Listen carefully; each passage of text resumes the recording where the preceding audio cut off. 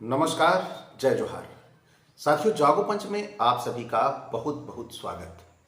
साथियों, जागो पंच लगातार इस प्रयास में लगा हुआ है कि हमारे समाज से अंधविश्वास और पाखंड काफूर हो जाए, भाग जाए। और इसी क्रम में नित्य नए वीडियो लेकर आपके सामने उपस्थित होता है। तो साथियों, आज हम लेके आए हैं बड़ी ही मजेदार पुस्तक। मैं ज़्यादा समय नहीं लूँगा क्योंकि थोड़ा ये टॉपिक बड़ा है और इतना विस्तृत बृहद टॉपिक है कि इसको मिनटों में या ये यूँ कहें कि आधे घंटों में समेट देना बड़ा मुश्किल होगा, लेकिन फिर भी मैं कोशिश करूँगा। लेकिन ये पुस्तक है ब्राह्मणवादी संस्कृति का भांडाफोड़। तो इस संस्कृति का भांडाफोड़ कैसे होगा? यह तभी संभव है जब हम अंधविश्वास और पाखंड को छोड़ेंगे। तो साथियों, इस पुस्तक के मैं उन अंशों को आपको सुनाऊंगा जो आपके अंदर से अंधविश्वास और पाखंड को निकाल कर भगाएगा। तो साथियों, शीर्षक है अंधविश्वास के 5 जाल हैं। वो अंधविश्वास के 5 जाल कौन हैं? आप बने रहिए अंत तक वीडियो के और आपको पता लगेगा कि अंधविश्वास और पाखंड का वह जाल कौन सा है। किसी जंगली जानवर की अपेक्षा एक कपटी और दुष्ट मित्र से ज्यादा डरना चाहिए। जानवर तो बस आपके शरीर को नुकसान पहुंचा सकता है, पर एक बुरा मित्र आपकी बुद्धि को नुकसान पहुंचा सकता है। उदाहरण के लिए, पुरोहित वर्ग जनता को अज्ञान में रखते हैं और उनके मन को अंधविश्वासों से भरते रहते हैं। पुरोहितों द्वारा निर्दिष्ट पूजा उपासना की पद्धति तो केवल माध्यम है।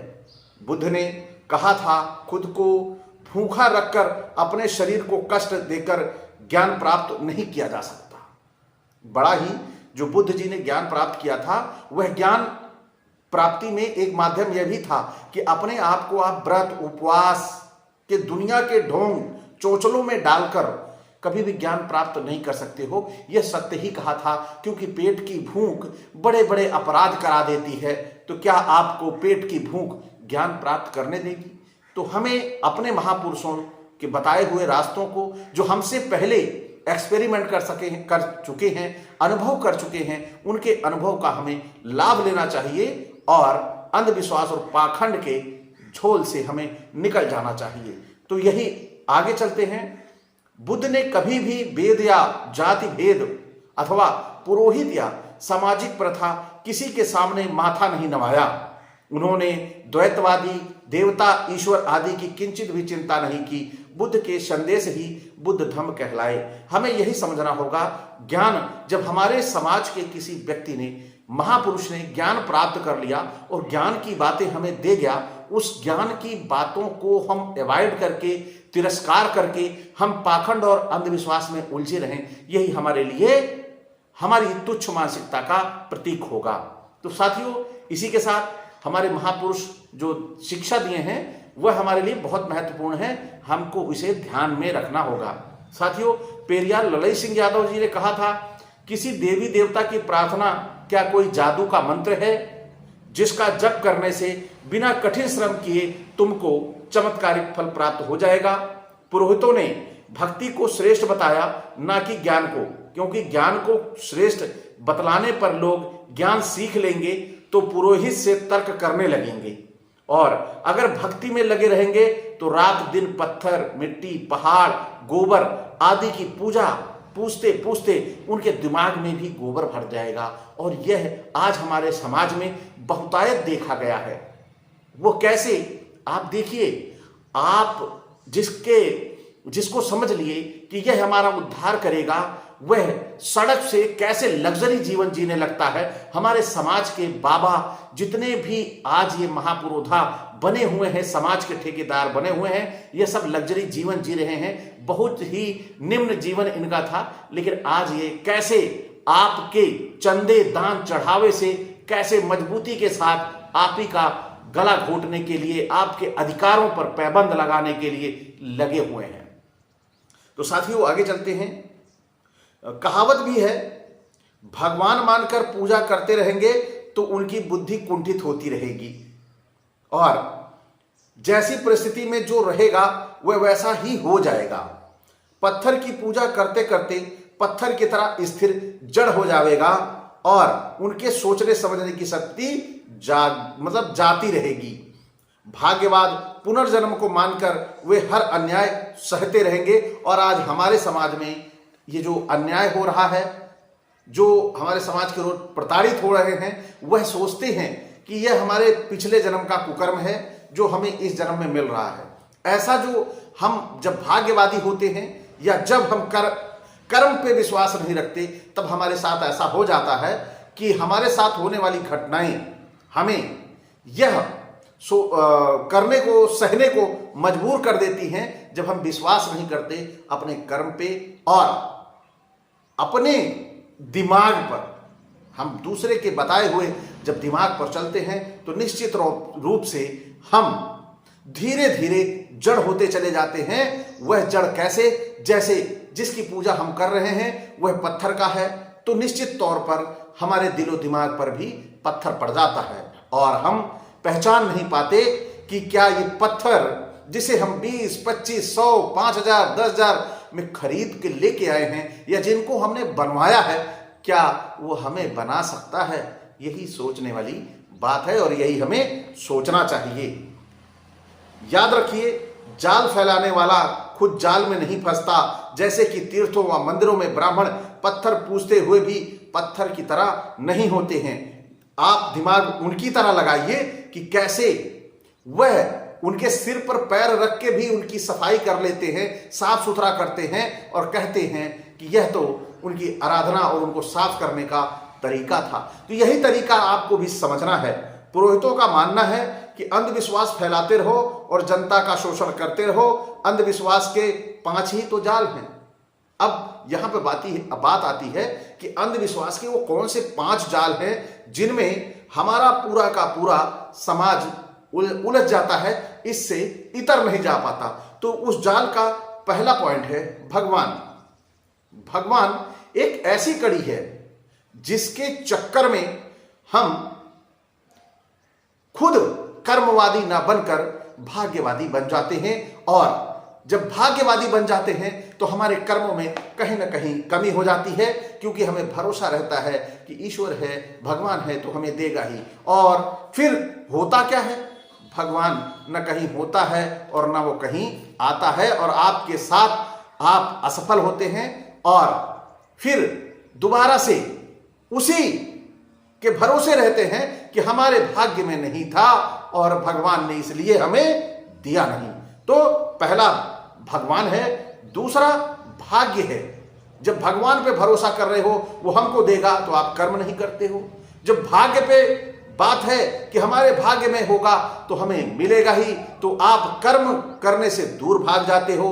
फिर आता है पुनर्जन्म, यानी आप किसी कार्य में असफल होते हो या आपके साथ कोई दुर्घटना होती है तो आप समझते हो कि मेरे साथ ये पूर्व जन्म की जो मैंने पाप किए हैं ये वही पूर्व जन्मों का पाप हमें मिल रहा है, क्योंकि आपके दिमाग में ये ठूंस ठूंस कर डाला गया है कि आप अगर कुछ गलतियां करोगे तो आपको निश्चित तौर पर अगले जन्म में सजा मिलेगी।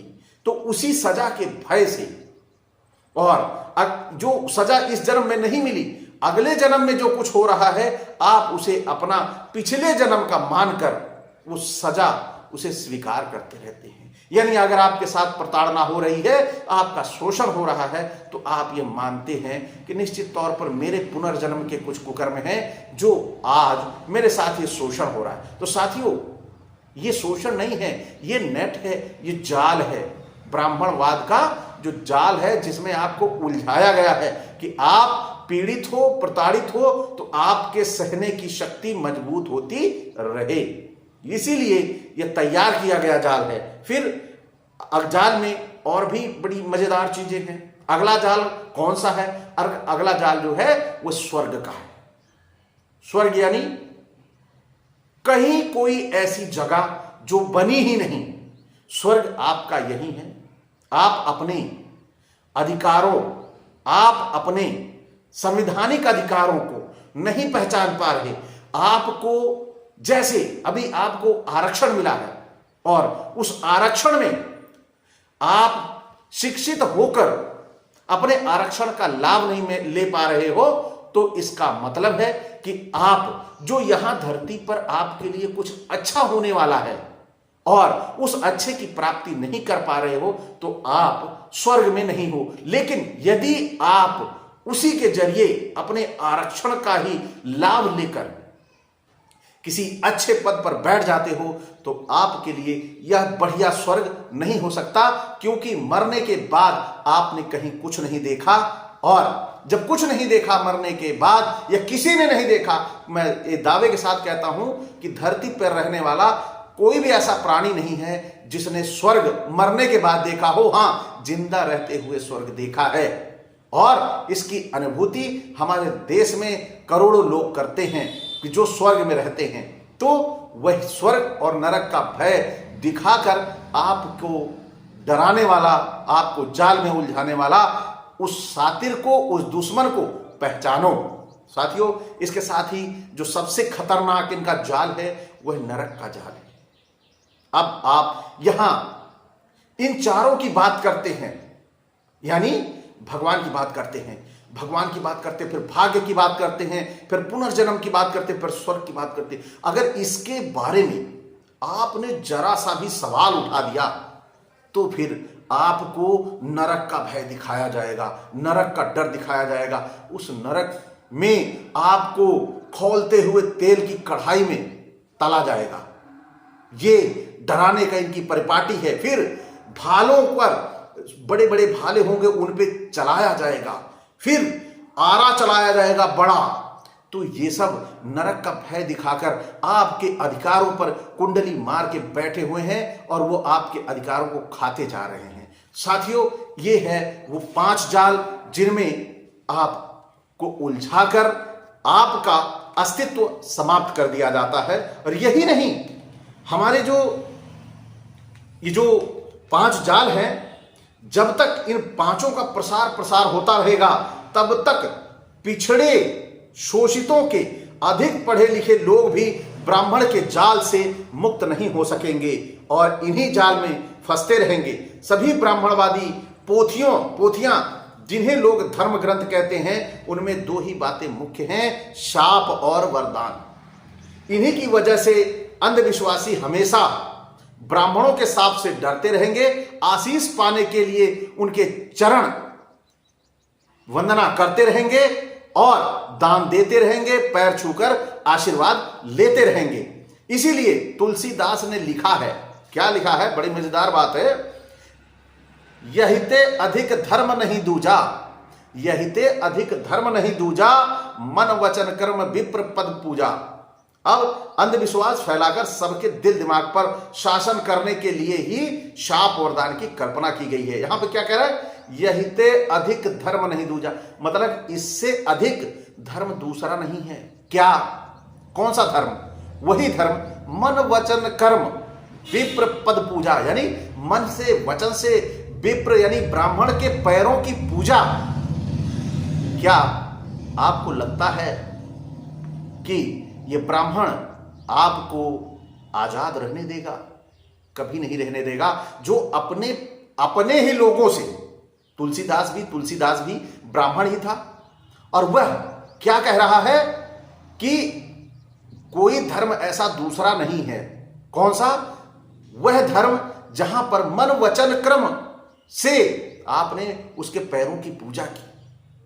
तो इन साथिरों की साजिश समझिए, अपनी जाति को पुजवाने के लिए ऐसे पाखंडी आपको गर्त में लेकर जा रहे हैं। यही हमें समझना है, इनके जालों को समझना है। तो साथियों, हमें अगर वास्तविक आजादी चाहिए तो निश्चित तौर पर इनके जाल से हमें निकलना पड़ेगा। और एक बात मैं बताना चाहूंगा, पेरियार रामास्वामी नायकर को इसकी पक्की जानकारी हो गई थी कि भगवान कहीं नहीं है। तो उन्होंने क्या किया, उन्होंने भगवान की मूर्तियों को पर ट्रक पर सजाया और उन मूर्तियों को जूते चप्पल मारते हुए शहर में घुमाया, गांव में घुमाया। नतीजा यह हुआ कि वहां की सरकार मूल निवासियों की बन गई। यह इतिहास रच उठा।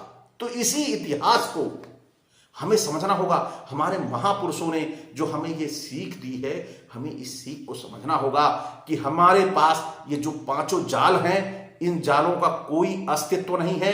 असली जो हमारे पास, हमें जो समझने के लिए हमारे पास मानवता से बड़ा ना कोई धर्म है, ना कोई मर्म है। हमें मानवता के धर्म को समझना होगा और इन पाखंडी जालों को हमें काटना होगा, तोड़ना होगा, फाड़ना होगा।